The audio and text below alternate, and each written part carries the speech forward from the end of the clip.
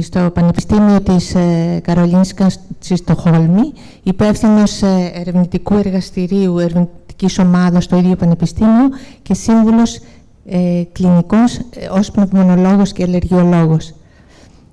Απόστολε.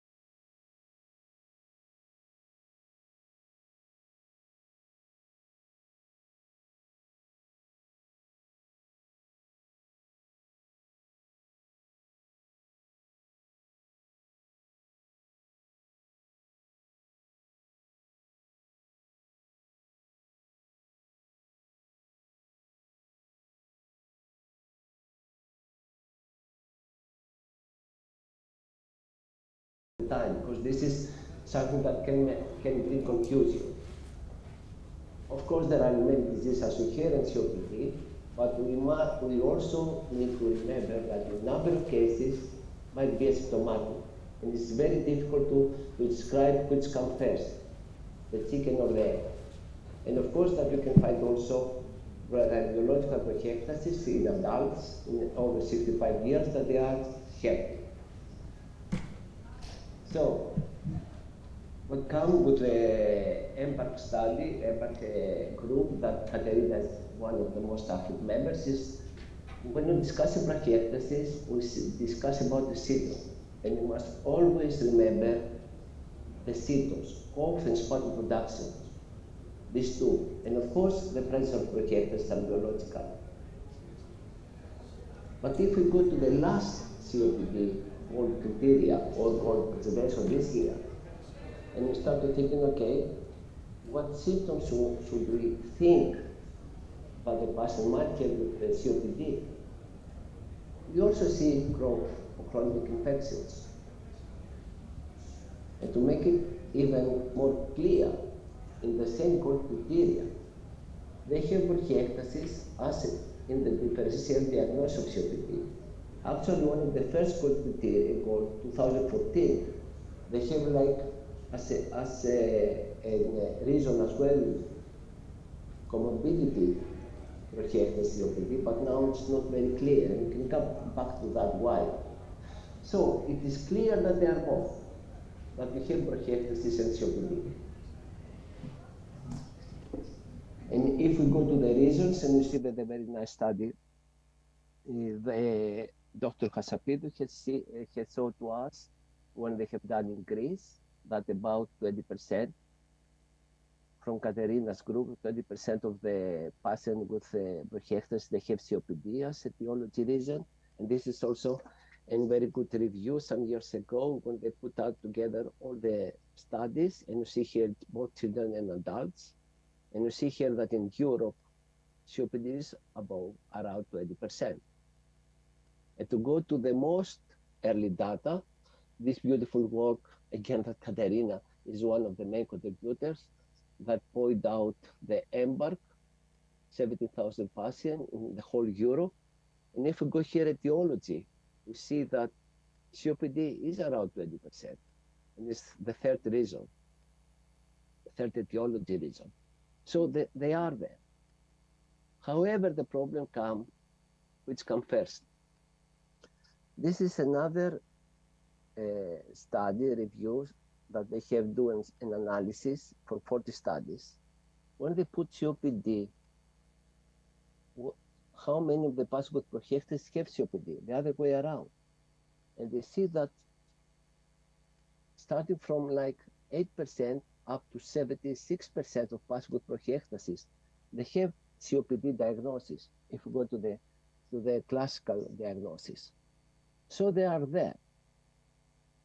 And one thing that is always a problem is which comes first.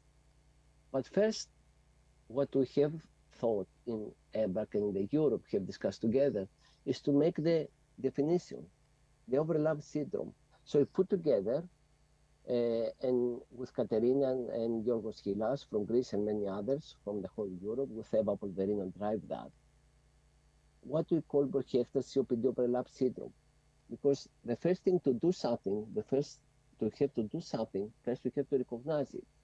And we put with this beautiful name ROSE, that we have radiology, of course, we have obstruction, no strange exposure, but the most important, we have also symptoms. Here we must have symptoms again like cough, expectoration, infections, and of course dyspnea and fatigue. We should not forget that.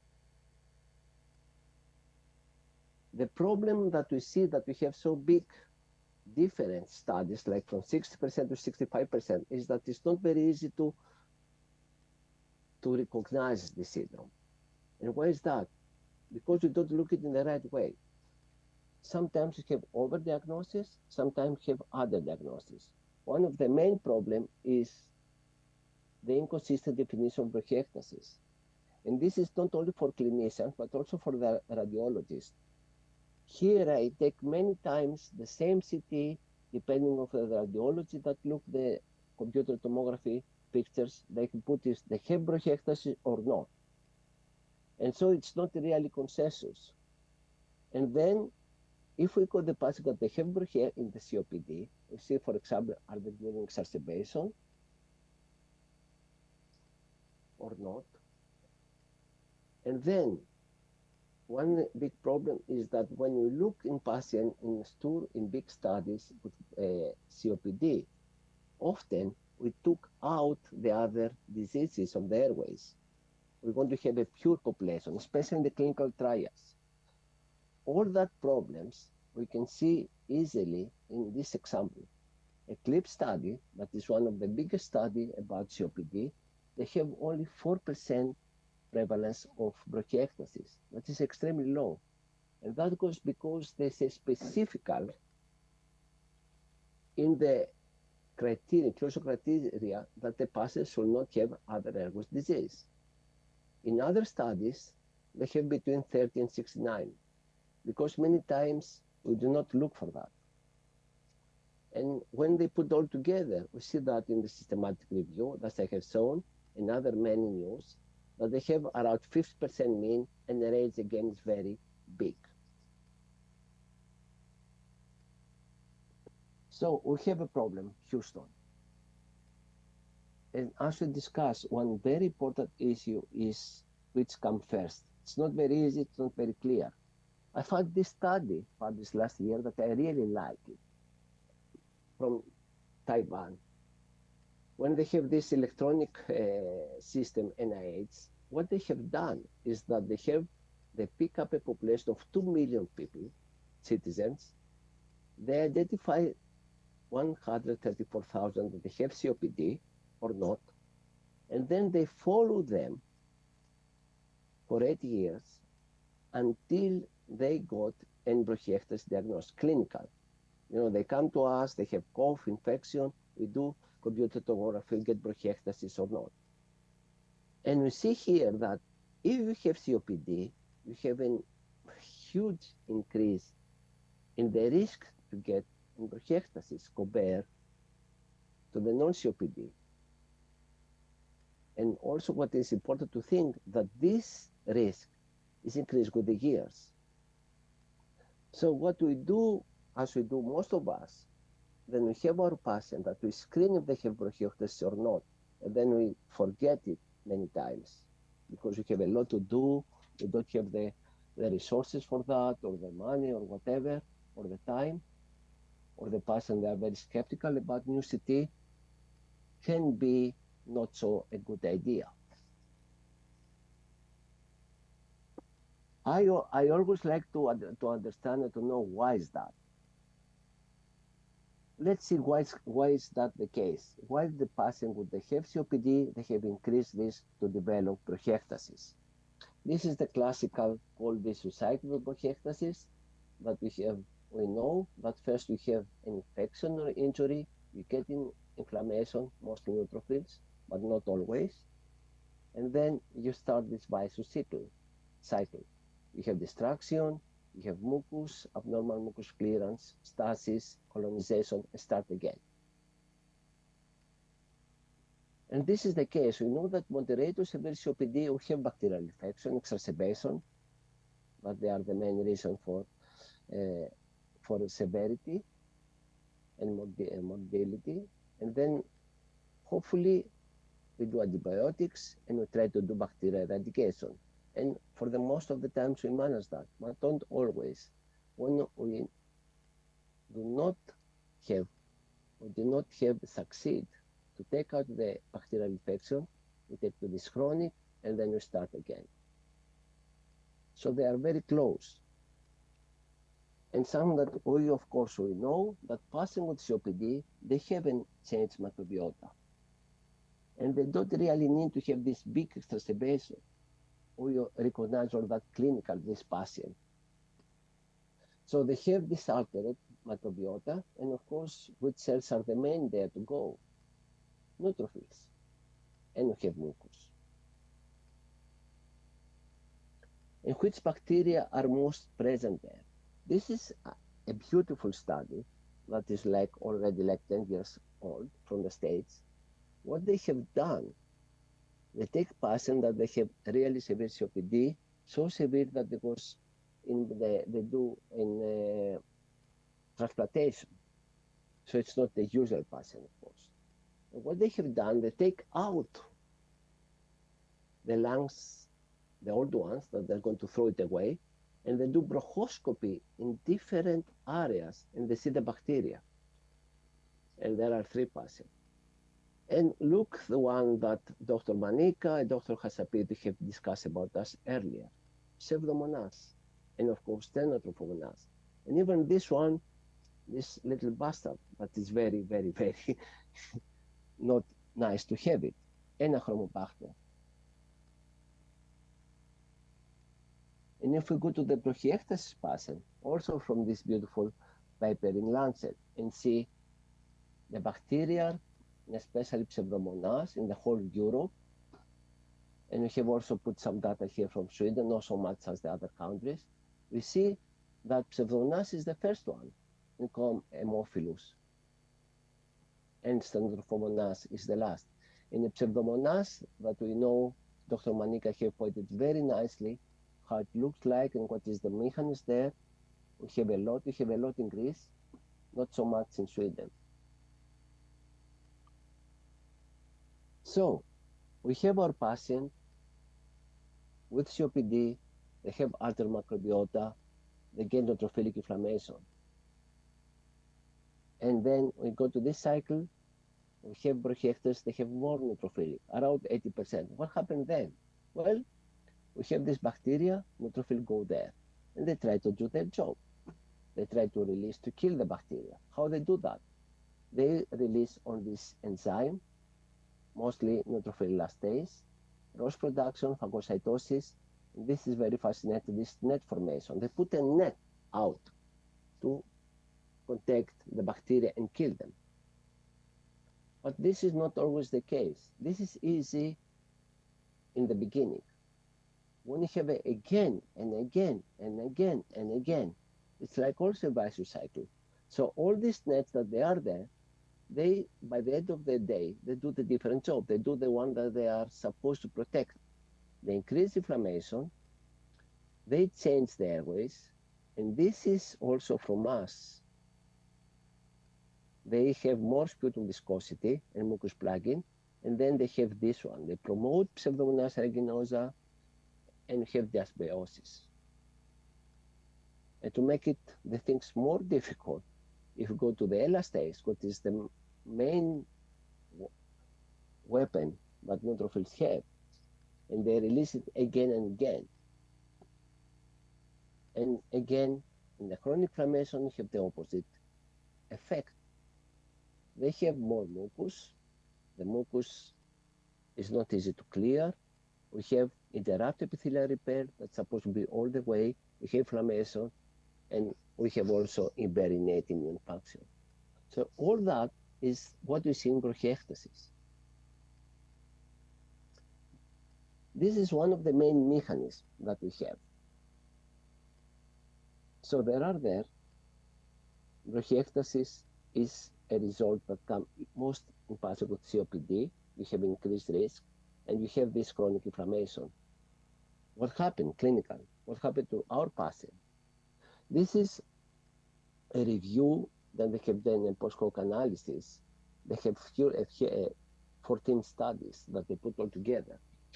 And there are patients with COPD that have bronchiectasis against the one patient with COPD that does not have bronchiectasis. And one, they put here the risk for exacerbation, and you see here that they have 97% increased risk for exacerbation, double. They have 30% increased risk for a more severe airway obstruction, and by the end of the day, mortality, double, 96% more. So to develop bronchiectasis, we can say that this is the end. It's a very severe disease. And what James Chalmers, that he is the guru of bronchiectasis and one of the person that wake bronchiectasis up again, what he usually say, and I think with Katerina have discussed that patients with COPD and other patients, they had developed bronchiectasis, we can see as a lack of treatment, a lack of response. We can say it's our fault, but it's not what we want from the beginning. So we must be very active not to be there. And how can we do that? We can follow our patient. And of course, we have our clinical, we have our eyes, we have our stethoscope, we have the symptoms of the patient. But we can also incorporate more tools. Perhaps you cannot see the patient every week or every month. We have tools like CAT. CAT, we know everybody here, is a very well-validated tool in COPD. We use it in the clinical. And there is also in gold criteria. What is very nice, and this is very nice study published in CHEST, they saw that they have also beautiful effect and a beautiful tool also in bronchiectasis. So if your CAT, 10 usually we put like the one for the gold criteria. If you can be up to 30, you have increased patients that have that, they have more exacerbation, up to 3+. And this is, Dr. Hashapideh have discussed very nicely about bronchiectasis severity index. They have a beautiful correlation, beautiful. And the other go also, they have also correlation with Leicester cough questionnaire and with the more specific quality of life, bronchiectasis, that is respiratory symptoms. So CAT seems to be a very good tool to follow those patients and to be able to be more proactive. And we can give it to the patient now, even the patient with COPD that they have some age.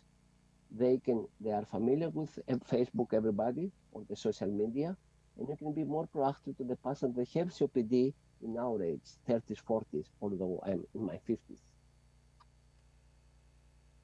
How can we manage them now? There are differences between COPD and bronchiectasis discussed, but they have also very important similarities. Physiotherapy here that, again, Dr. Hashapideh pointed out very nicely about rehabilitation. Here we must be more specific to airway clearance. The steroids, inhaled steroids, this is a big question we have again about steroids. Should they give steroids? Should they give lama-laba to the patient where they have bronchiectasis without COPD?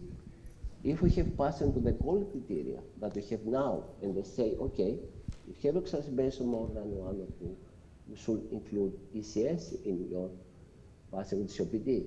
But then you have more infection. What is the balance? Simply, we don't know. This is something that we discuss in European Respiratory Society in the cohort, and we plan to have started such study, but it came COVID. Hopefully, we'll start the next year. However, today, the guideline is there COPD or asthma in patients with bronchiectasis? You will follow the guidelines for COPD. This is the most important. We need to shut down the COPD inflammation. So have we a patient with COPD, we will follow treatment for COPD guidelines. Επειδή είμαστε έξω από το χρόνο, θα μπορούσες να συντομεύσεις, παρακαλώ, να κλείσεις. Ευχαριστώ. Of course. So, I have only two. We have the exacerbations here. And here what is important is that we have the two exacerbation, will be very proactive there. And one thing easily to see is the color. We have here, it means that they have more elastase. And here we have discussed already about that. We should give treatment, the very first one, so we do not have this chronic inflammation. And we have good news here as well. This is the study published some years ago with the PPDI inhibitor, that actually is a tablet. And you see here that it's going down. The patient that they have this one each day, they have less exacerbation. So this is the next big thing. So the take-home message, they do exist. COPD is a risk factor for bronchiectasis. The inflammation has a driving role. All patients with COPD, we should do a CT and evaluate the bronchiectasis, not only the beginning, but also in the development. And when there is that, we must be an aggressive attitude against sputum infection. And with that, I would like to thank you and everybody for their attention. Thank you. And sorry for να μιλάω αγγλικά. Ευχαριστώ, Κατερίνα και όλοι.